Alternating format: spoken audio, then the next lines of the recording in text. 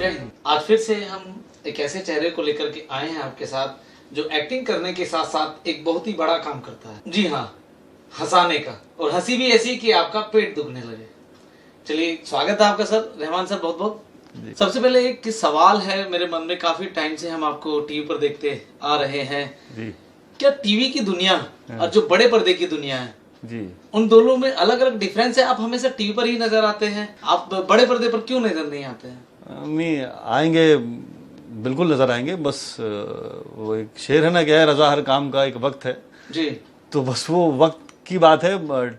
Cinema से offers आए हैं, बिल्कुल आए हैं, गाए बगाए आते रहे, लेकिन ऐसा कुछ प्रोमिनेंट आया ही नहीं जिसको करने में मजा आए।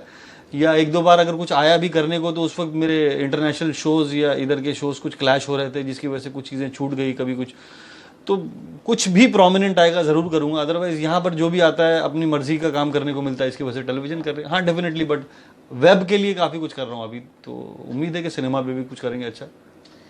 आप काफी समय से लोगों को हंसाते गुदगुदाते आ रहे हैं जी। सबसे ऐसा टर्निंग पॉइंट कोई आप हमारे दर्शकों को बताइए कि जब आपको लगाओ कि आपको हंसाना नहीं है, मुझे अब एक्टिंग में जाना चाहिए। नहीं, असल में ये थोड़ा उल्टा हुआ मेरे साथ। अच्छा। हुआ यूं कि पहले मैं एक्टिंग करता था जी। मेरे करियर की शुरुआत हुई थिएटर से, रंगमंच से। तो initially I started my career as a theatre actor, काफ़ी साल 10 12 13 साल रंगमंच किया जी। और उसके बाद then this show came up call the great Indian laughter challenge. लिखता था थोड़ा सा, मैं लोगों को आपस में चुटकुले सुनाता था, टीचर्स की स्कूल में नकलें करता था, तो सबको पता था कि भाई ये काम इसको आता है। तो दोस्तों ने कहा कि ये जो लाफ्टर चैलेंज आ रहा है इसमें तुम चले जाओ, ये तुम्हारा हो जाएगा। मैं बोला यार मैं थिएटर वाला हूँ, थिएटर वालों को एक अलग एटीट्यूड होता है ना। अच्छा। कि थिएटर वाले के अंदर कुछ हो ना हो एटीट्यूड जरूर होता है। मतलब उनको कुछ करना नहीं है लेकिन अपनी धुन में मस्त रहना। नहीं मतलब थिएटर, मैं जैसे एक बात बोलता हूँ, थिएटर में बहुत काबिल लोग होते हैं, बहुत अच्छे लोग होते हैं, और ऐसे लोग भी होते हैं जिनको डॉक्टर ने बोला होता है कि 6 महीने में एक नाटक नहीं करो तो किडनी खराब हो जाएगी तुम्हारी। अच्छा। तो मजाक के अलावा थिएटर में बहुत अच्छे लोग भी हैं, लेकिन अब हम हंसी मजाक ढूंढते हैं, तो ये सब मैं करता था, लोगों को पता था। फिर जब लाफ्टर चैलेंज आया, लोगों ने बोला कि ये शो तुम्हारे माफिक का, इसमें चले जाओ। अब लाफ्टर चैलेंज में ये था यार कि नहीं यार, ये जो हंसोड़ वाला जो इमेज है ना, विदूषक वाला इमेज, वो ठीक नहीं है हिंदुस्तान में। मतलब अलग लोग समझते हैं, मतलब ये काम नहीं करना, थिएटर का एक स्टैंडर्ड है, थिएटर करेंगे। सेकंड आया, फिर लोगों ने कहा कि चले जाओ इसमें। मैं बोला यार बार बार क्या बोल रहे हैं, नहीं करेंगे। थर्ड लाभ, जिसमें हम सब थे, कपिल शर्मा थे और सुदेश लहरी थे और राजीव ठाकुर, सब लोग, और हम लोग जी, कुलदीप दुबे। तो उस सीजन में ये हुआ कि मैंने सोचा अगर फिर से अगर मुझे लोग, दोस्तों ने अगर मुझे प्रेशराइज किया तो मैं इसको समझूंगा कि ये कुदरत का इशारा है। शायद ऊपर वाला आपको बार बार इशारे दे रहा है कि आप आइए आप आइए आप आइए, और आप डिनाई कर देते थे बार। हाँ, मतलब इशारे में तो 70 साल का आदमी देख के आ जाता है जी। तो मैंने बोला कि ये इशारा है, अब इसको शायद इस पर लब्बैक बोलना चाहिए कि तो फिर मैंने सोचा let just go with the flow, and I gave the audition and it was the first audition when I performed it fearlessly, कि मुझे लगा ज़्यादा से ज़्यादा रिजेक्शन होगा, लाइफ में बहुत हुई, एक और होगा क्या होगा। बट आपको बताऊं अबीर साहब, इत्तेफाक की बात थी कि उस ऑडिशन को देने के बाद आज तक मुझे वैसा फील नहीं हुआ। मुझे पता था कि मैं सेलेक्ट हूँ, मतलब आपको पहले ही रिजल्ट मालूम था। मेरे दिल कह रहा था कि तू तो सेलेक्ट है बेटा, आगे क्या उखाड़ेगा मुझे नहीं पता है लेकिन ऑडिशन, तू शो में जो 50 लोग हैं उसमें तेरा तय है, ये मेरा दिल बोल रहा था। बड़ा बेखौफ हो गया था। फिर अलग कहानी है कि फिर वहाँ जाने के बाद मेहनत लगी, मशक्क़त करनी पड़ी, लिखना पड़ा, अलग तरीके से काम करना पड़ा। तो जो आपका सवाल है कि फिर ये करते करते करते करते जब मैं वो हुआ, उसके बाद थोड़ा स्टैंड अप के कीटाणु जागे कि यार करना चाहिए। और उसके बाद फिर कॉमेडी सर्कस आगे करने के लिए, अगेन वो थिएटर जैसा ही था, 2 करते थे। फिर स्टार प्लस किया, कलर्स किया, सोनी, काफ़ी चैनल 20 के ऊपर जायद कर लिए शोज़। फिर करते करते मैंने देखा यहाँ पर एक जगह होती है लोअर परेल में, उसका नाम है कॉमेडी स्टोर जी।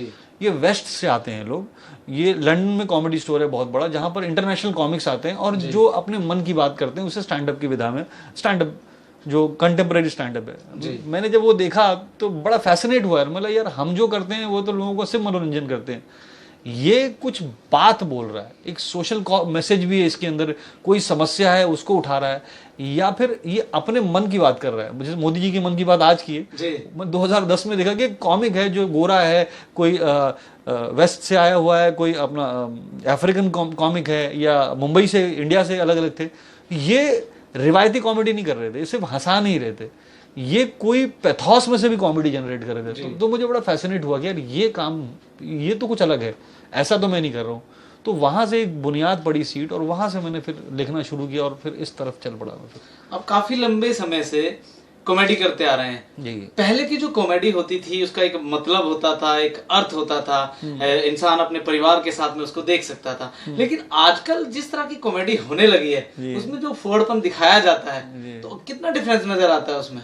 नहीं, अब सही कह रहे हैं। मसला इंटरनेट के आने की वजह से ना बड़ा एक एक्सप्लोजन जैसा हो गया, और आप हर चीज़ के लिए एक्सपोज्ड हो गए। और ये मैं इसको इस तरह से कहता हूँ कि ये डिमांड एंड सप्लाई की जैसी बात हो गई है। जी, मतलब मार्केट में जैसी डिमांड होगी उस तरह की सप्लाई होगी। हाँ, मतलब ये ऐसा नहीं है। मेरा सिर्फ ये है, एक स्ट्रॉन्ग कॉमेडियंस के लिए भी एक मैसेज है, और एक जो मुझे ऐसा लगता है कि मंच तय करना पड़ेगा, किस मंच पे क्या बात करी जा रही है। अगर जैसे ऐसे सेंटर्स बने हिंदुस्तान में और हर जगह जहां पर लोग इस तरह का ह्यूमर देखना चाहते हैं। जी। जैसे बहुत बड़ी फिल्म आपने वेब पर देख ली होगी, जो सीरीज पूरी अभी है नवाज साहब की, सेक्रेड गेम्स। तो भाषा, किरदार, जो किरदार होगा वैसी भाषा होगी, उसके अंदर अब्यूजिव लैंग्वेज भी होगा। मेरा ये मानना है कि आपको एक ऐसा जुमला जो जरूरत नहीं है और उस कैरेक्टर में नहीं, उस सिचुएशन में नहीं आ रहा, वो नहीं लगाना चाहिए जी। चाहे वो कॉमेडी करे या सीरियस सब्जेक्ट करे। और ये बहुत प्रिसाइज होना चाहिए कि आप कहाँ कर रहे हैं, आप जिस माहौल में कर रहे हैं, जैसे लोगों के सामने कर रहे हैं, आपको उसके अनुसार। आप किसी के बर्थडे पार्टी में आप ऐसी चीज़ नहीं कर सकते जो लोग नहीं देख रहे हैं। जी। हाँ, लेकिन आप ऐसे मंच बने हुए हैं जहाँ पर आपको अभिव्यक्ति की आज़ादी है, आप बोल सकते हैं, तो वहाँ बोलना चाहिए। मेरा उसके ऊपर ज़्यादा रिजर्वेशन नहीं है। बस ये कि आपको तय करना पड़ेगा कहाँ करना है, क्या करना है और कैसे करना है, कितना करना है। आपका सबसे बढ़िया और सबसे उम्दा ऐसा कौन सा चुटकुला है जिससे पब्लिक सबसे ज्यादा हंसती है? तो टीवी के हवाले से, टीवी पे बहुत सारे लोगों ने देखा होगा, तो मुंबई के भाई लोग का स्टाइल लोग बहुत पसंद करते, तो उससे ही शुरू करता हूं मैं कि अगर एक टपोरी आदमी वो खुदा से दुआ मांगेगा तो कैसे दुआ मांगेगा? अच्छा, ईश्वर से वो प्रार्थना कर रहा है। हाँ। और वो भी भाईगिरी वाला, भाईगिरी से, हाँ, विद ड्यू रिस्पेक्ट। इसमें कोई किसी धर्म विशेष कोई चीज नहीं। एक आम आदमी, उसकी क्या लिंगो होगी, वो कैसे प्रार्थना करेगा? वो मतलब अपनी लैंग्वेज में, अपनी लैंग्वेज बड़ी मासूमियत के साथ, किसी की दिल आजारी करने का भी मंशा नहीं है उसका, वो अपनी मासूमियत के साथ कह रहा है कि हम सब गंदे अंडे हैं फिर भी तेरे बंदे हैं, हमको अच्छे पंटर कर दे, अंडरवर्ल्ड में एंटर कर दे, हमको अच्छे पंटर कर दे, अंडरवर्ल्ड में एंटर कर दे, लोचा लपाचा झोल झपाटा मिले हमें हर काम में खांचा, हाथ में वोडका विस्की रम हो, बगल में सॉलिड एटम बम हो। और तू तो माँ की आंख है दाता, तेरे घर में क्या सन्नाटा, बैठे बैठे गेम बजा ले, जिसको चाहे तू उठवा ले, भाईगिरी में तू तो बम है, तेरे लिए सब पानी कम है, सीन तू ऐसा बिल्ला कर दे, ठुल्ले को गर्दुल्ला कर दे। अगली बार ऐसे ही किसी हंसोड़ चेहरे से फिर आपको मिलवाएंगे। बने रहिएगा हमारे साथ। जय हिंद।